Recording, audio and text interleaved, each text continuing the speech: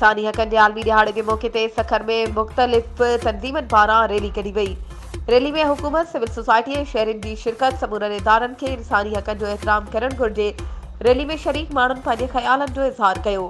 इन सिलसिले में इंसानी हक़नि जे आलमी दिहाड़े जे मौके ते मुल्क जे ॿियनि शहरनि वांगुरु सखर में बि सिंध हुकूमत जे इंसानी हक़नि वारे खाते जे सहकार सां ऐं directorate of human rights department Sukkur जे सहकार सां हिकु आगाही रैली कढी वई।